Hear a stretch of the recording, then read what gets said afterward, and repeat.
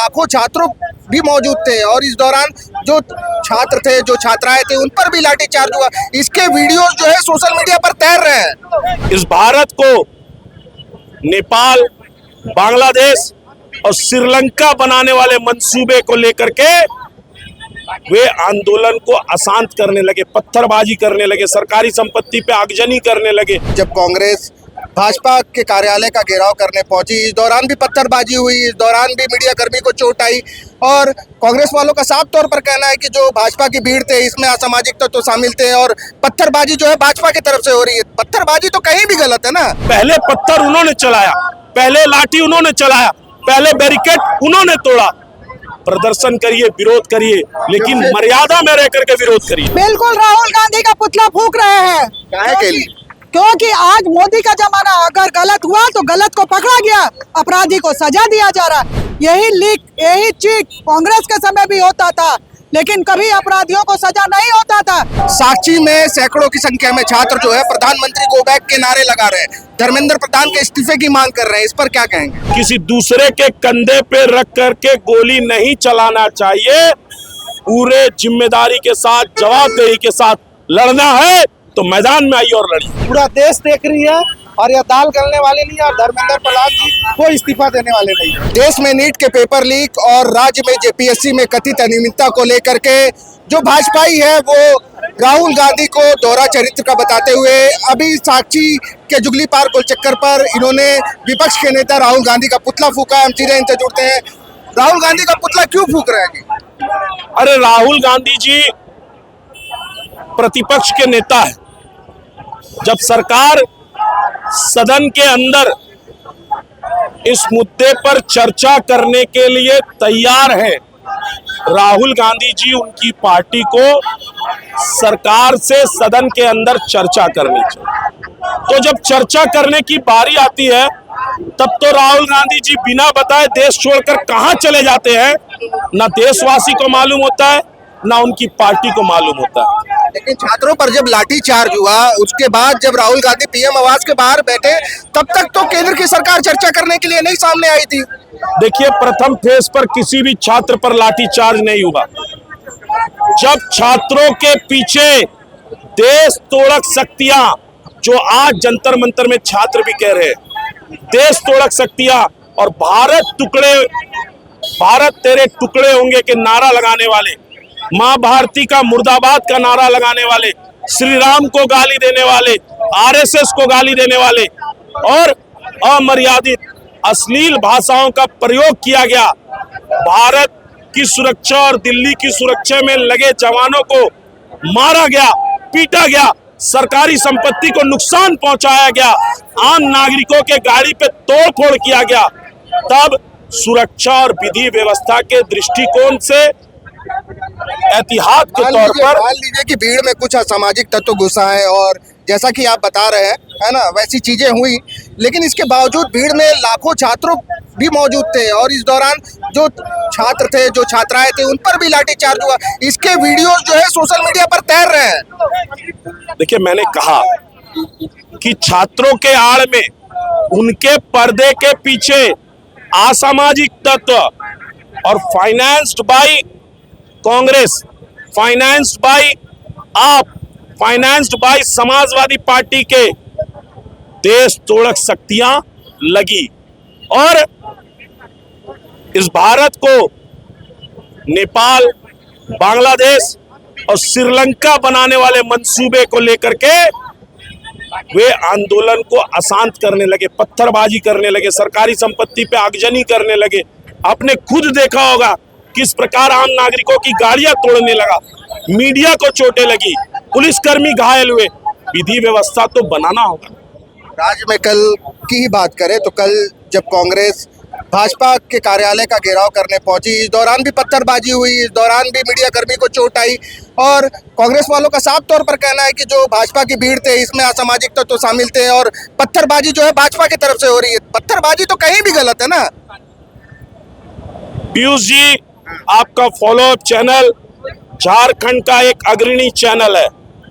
एक दिन पूर्व भारतीय जनता युवा मोर्चा के आह्वान पर जेपीएससी कार्यालय का घेराव किया गया। अंडे तो वहां भी चले। नहीं भाई साहब, बैरिकेड टूटा, हमने शांतिपूर्वक तरीके से जेपीएससी कार्यालय के बाहर धरना दिया, अपना विरोध प्रकट किया, अपने विरोध का बैनर जेपीएससी कार्यालय के बाहर लगाया। उसके बाद जब हमारे कार्यकर्ता प्रदेश अध्यक्ष आदित्य साहू जी, नेता प्रतिपक्ष बाबूलाल मरांडी जी के नेतृत्व में कांग्रेस भवन की ओर कूच किए, हम लोकतांत्रिक तरीके से बैरिकेड के बाहर खड़े होकर के हम अपना विरोध दर्ज करा रहे थे। परंतु कल जो कांग्रेस के कार्यकर्ता बीजेपी कार्यालय का घेराव करने आए, वो बैरिकेड तोड़ करके, जब दोनों तरफ बैरिकेड लगा दिया गया था, बैरिकेड को तोड़ करके और कार्यालय की ओर बढ़ने लगे। और ये मीडिया और सोशल मीडिया में भी दिखा है कि पत्थर जो चला वो पहले किसकी ओर से चला। आपके मीडिया कर्मी जी न्यूज के घायल हुए, किस ओर के पत्थर से घायल हुए? क्योंकि हमारे प्रदेश अध्यक्ष, हमारे नेता प्रतिपक्ष उस जी न्यूज के मीडिया कर्मी से मिलने के लिए उनके कार्यालय में गए। क्यों नहीं कांग्रेस पार्टी के कोई नेता उनके कार्यालय में मिलने गए?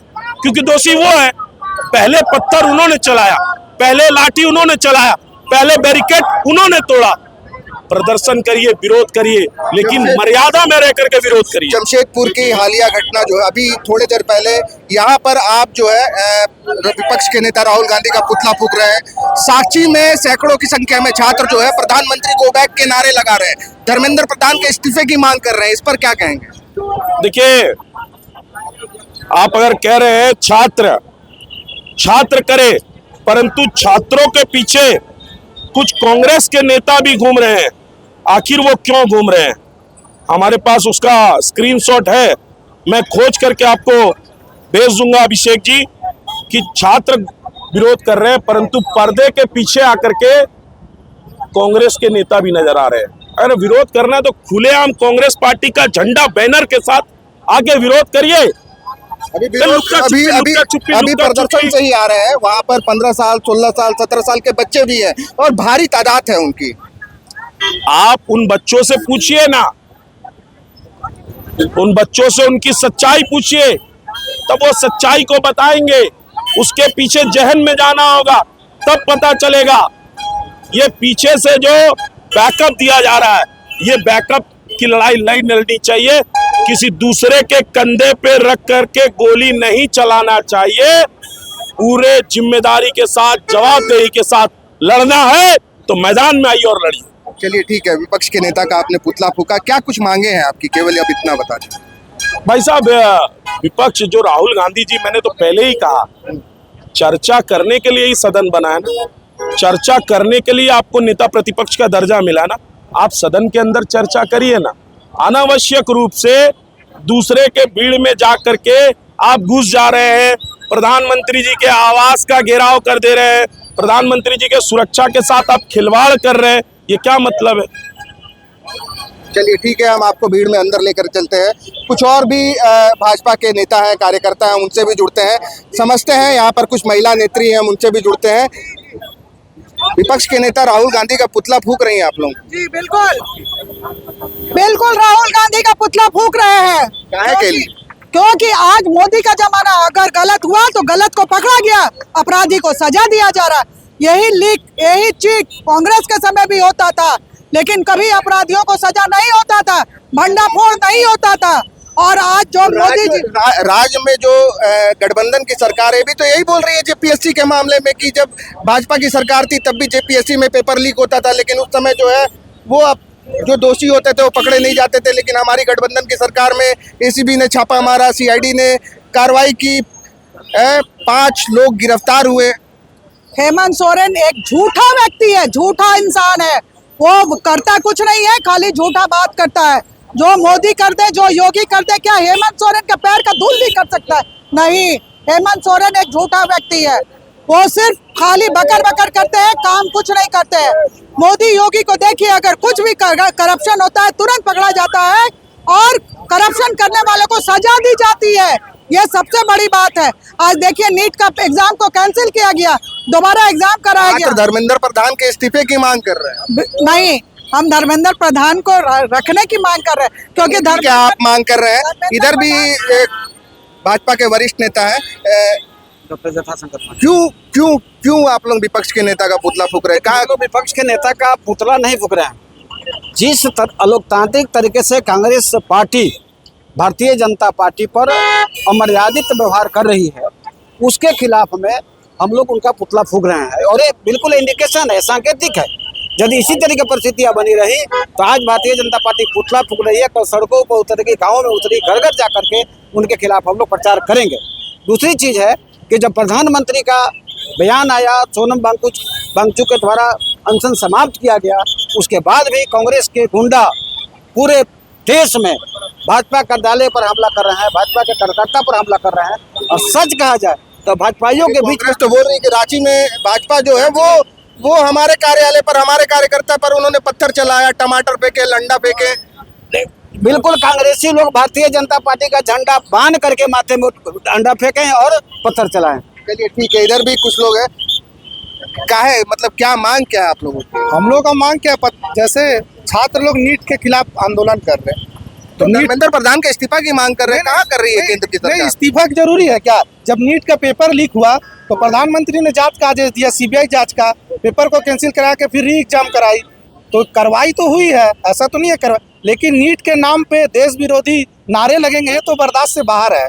भारत तेरे टुकड़े होंगे, प्रधानमंत्री जी को भद्दा भद्दा गाली देंगे। लेकिन राज्य में अगर कुछ पेपर लीक जैसे मसले जब सामने आते हैं तब तो भाजपा ही है ना जो सरकार के मंत्री, मुख्यमंत्री तक का इस्तीफा मांगती है। नहीं मांगती है तो अभी तो हम लोग भी जेपीएससी में गए थे परसों रांची में, इसका ऊपर कहाँ कांग्रेस आंदोलन करी? तो कांग्रेस बोल रही है कि आप लोग पत्थर चला दिए, अंडा चला दिए, टमाटर चला दिए। भारतीय जनता पार्टी एक सुशोषित एकदम सभ्य कार्यकर्ता, आप भी जानते हैं, पत्रकार है, लेकिन आप जानते हैं कि भाजपा कार्यकर्ता कितना मिलनसार होते हैं।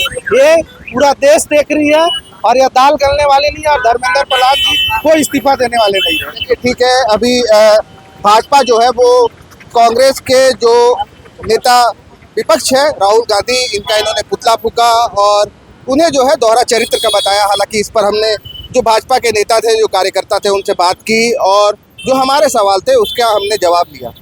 जहां 27 वर्षों के सफर में 17,000 से भी अधिक छात्रों ने डॉक्टर एवं इंजीनियर बनकर भरे सफलता की ऊंची उड़ान, जहां साधारण छात्र भी झारखंड टॉपर्स बनकर बना रहे इतिहास। दूरदर्शी शिक्षाविद श्री विपिन सिंह के मार्गदर्शन में मेडिकल एवं इंजीनियरिंग के लाखों छात्रों के लिए आशा की किरण के रूप में गोल नेशंस लीडिंग इंस्टीट्यूट।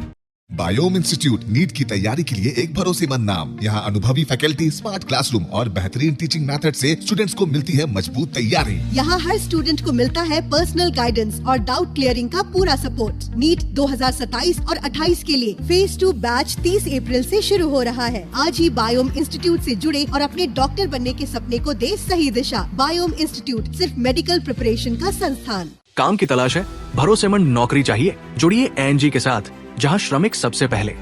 12 घंटे की ड्यूटी, हर दिन 3 समय का खाना, मुफ्त रहने की सुविधा, आपकी सुरक्षा के लिए इंश्योरेंस, ओवर टाइम का लाभ, पीएफ सीधा क्लाइंट से, समय पर पूरा वेतन और जरूरत पड़ने पर एडवांस पे।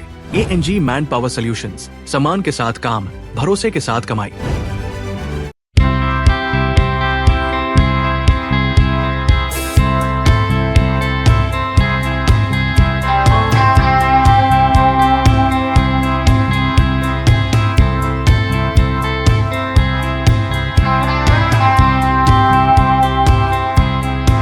followup.in. Like, share, and subscribe. www.thefollowup.in